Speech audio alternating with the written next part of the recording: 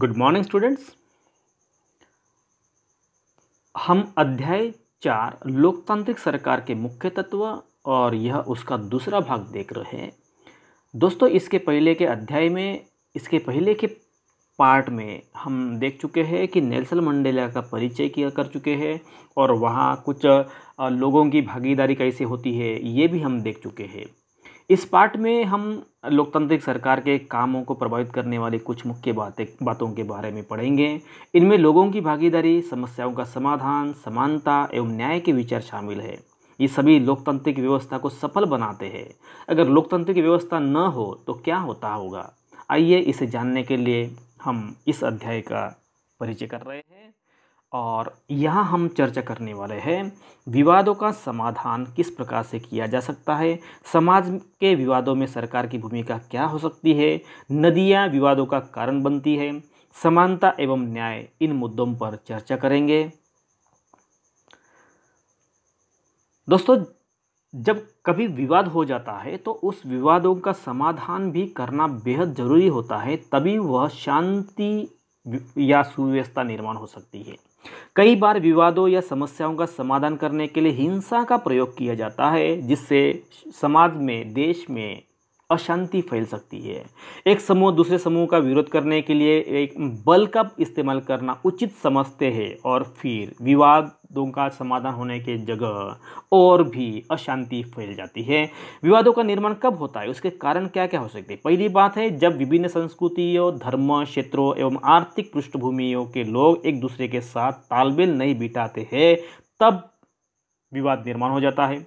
दूसरा कारण ये भी है कि कुछ लोगों को लगता है कि उनके साथ भेदभाव किया जा रहा है, उनको असुरक्षित महसूस होता है और इसी का नतीजा होता है कि विवाद शुरू हो जाता है।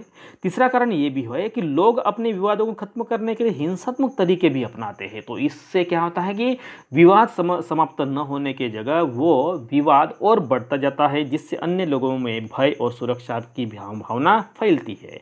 सरकार की अभी जिस प्रकार से विवाद निर्माण हो जाता है, तो सरकार की ये जिम्मेदारी होती है कि वो विवादों का समाधान अच्छी तरह से करे।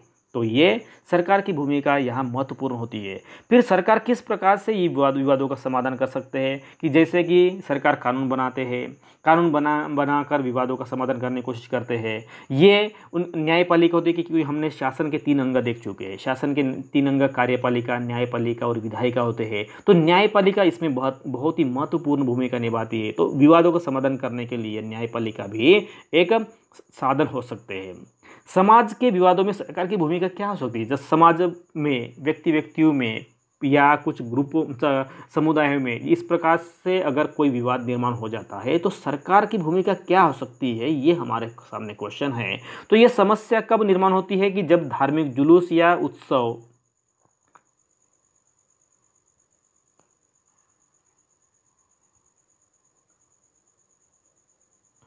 धार्मिक जुलूस या और उत्सव कई बार समस्या का कारण बनते हैं। उदाहरण के हम देखेंगे कि धार्मिक जुलूस किस रास्ते पर निकाले, यह कई बार विवाद का कारण बन जाता है। कि जैसे कि मतलब बहुत सारे ऐसे धार्मिक उत्सव होते हैं कि जिसमें जुलूस निकालना पड़ता है, तो वो परंपरा का वो हिस्सा होता है और इसी परंपरा के कारण जुलूस किस रास्ते से जाना चाहिए, किस रास्ते से निकलना चाहिए, कहाँ से घूमेंगे, कहाँ से टर्न होंगे, इस प्रकार से जब विवाद हो जाता है तो यह धार्मिक दंगा भी हम कह सकते हैं, धार्मिक दंगल भी कह सकते हैं। कई बार हिंसा भड़कने का खतरा भी रहता है, क्योंकि इस प्रकार से अगर विवाद रहते हैं तो समाज के जो लोग होते हैं, विविध समुदाय के जो लोग होते हैं, वो समुदाय के लोग एक दूसरे के मन में असूया रखते हैं, जिससे वो दंगा या हिंसा हो सकती है। कभी कभी जुलूस के लोग उत्तेजित हो जाते हैं और उस उत्तेजना के मारे अन्य समुदाय या दूसरे समुदाय पर हमला भी कर लेते हैं। कभी लोग जुलूस पर पत्थर फेंकने या उसे रोकने की भी कोशिश करते हैं।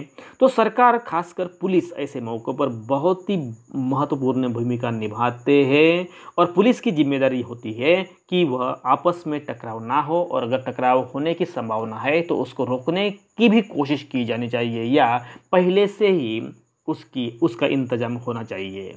और यहाँ ये भी बताया जाता कि सभी पक्षों को एक जगह बिठाकर बात करवाती है ये पुलिस और समस्या का समाधान भी करवाते हैं। तो पुलिस की भूमिका यह बहुत ही महत्वपूर्ण होती है। जब समाजों के विवादों में सरकार की भूमिका निभाने में ये पुलिस लोग महत्वपूर्ण भूमिका निभा सकते हैं।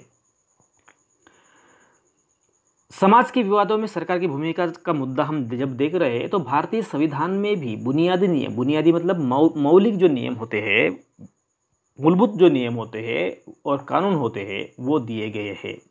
और ये कानून सरकार और लोगों के लिए होते हैं। और जो कानून बनाए जाते हैं, जो नियम बनाए जाते हैं, ये सभी नियमों का पालन सभी लोगों को करना पड़ता है। और जो विवाद अगर कभी होते भी है तो इन विवादों का समाधान भी इन्हीं कानूनों के आधार पर किया जाता है। तो इस प्रकार से समाज में विवादों का समाधान निकालने के लिए सरकार, पुलिस प्रशासन, न्यायपालिका यह महत्वपूर्ण भूमिका निभा सकते हैं। यहाँ हमारे सामने एक मुद्दा है कि नदियाँ, देश में नदियाँ जो होती है वो भी कभी कभी विवादों का कारण बन जाती है। तो अभी ये नदियाँ किस प्रकार से विवादों का कारण बनती है वो देखते हैं हम।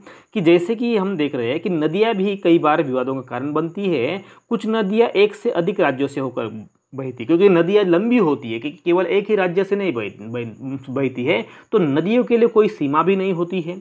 और जिन राज्यों से नदी गुजरती है उनके बीच में नदी के पानी का बंटवारा विवाद का कारण बन जाता है। तो समस्या होती है कि नदी के पानी का इस्तेमाल कौन कितना करेगा, इस पर विवाद होता है।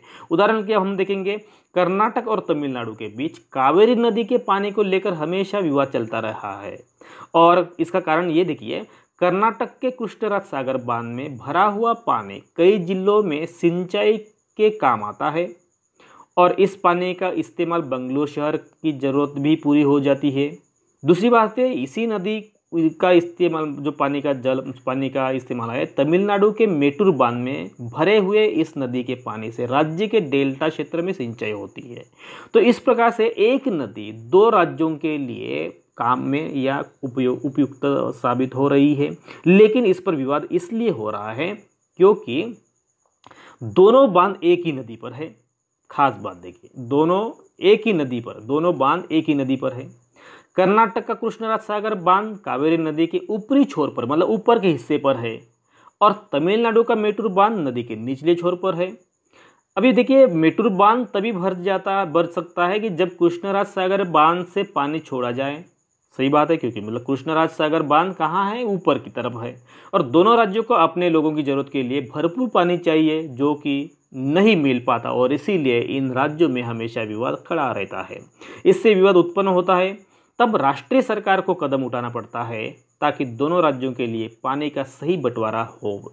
तो इस प्रकार से राष्ट्रीय सरकार मतलब केंद्र सरकार की भूमिका यहाँ महत्वपूर्ण होती है, क्योंकि राज्यों में अगर संघर्ष होता रहेगा तो उन राज्यों में मतलब फलस्वरूप देश में अशांति फैल सकती है, और इसीलिए इस अशांति को शांति के रूप में बदलने के लिए राष्ट्रीय सरकार को भी हस्तक्षेप करना पड़ता है। समानता एवं न्याय की हम जब बात कर रहे हैं तो लोकतांत्रिक सरकार को न्याय और समानता के प्रति वचनबद्ध होना पड़ता है। न्याय और समानता को एक दूसरे से अलग नहीं किया जा सकता, क्योंकि न्याय और समानता एक ही कॉइन जिसको हम बोलते हैं हिस्से हैं, सिक्कों के दोनों बाजू होते हैं। अस्पृश्यता यानी छुआछूत की प्रथा पर अब कानून द्वारा रोक लगा दी गई है।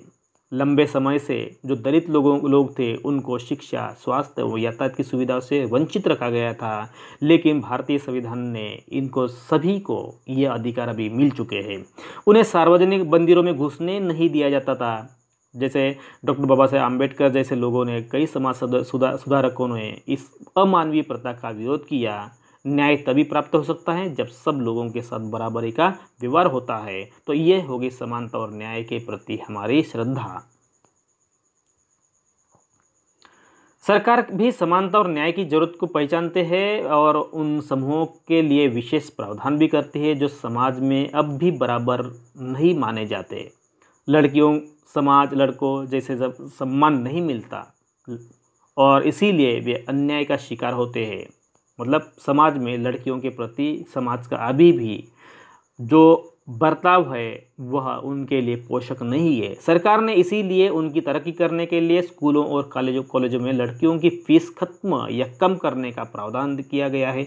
इतना ही नहीं, अगर स्कूल दूर है, बाहर गाँव है, तो उनको आने जाने के लिए भी कुछ यातायात या कुछ ट्रांसपोर्टेशन की सुविधा भी दी जाती है। तो इस प्रकार सरकार भी लड़का और लड़कियों के बीच में मतलब लिंग के आधार पर जो भेदभाव होता है वो भेदभाव समाप्त करने के लिए सरकार कोशिश करती है और योजना बनाती है।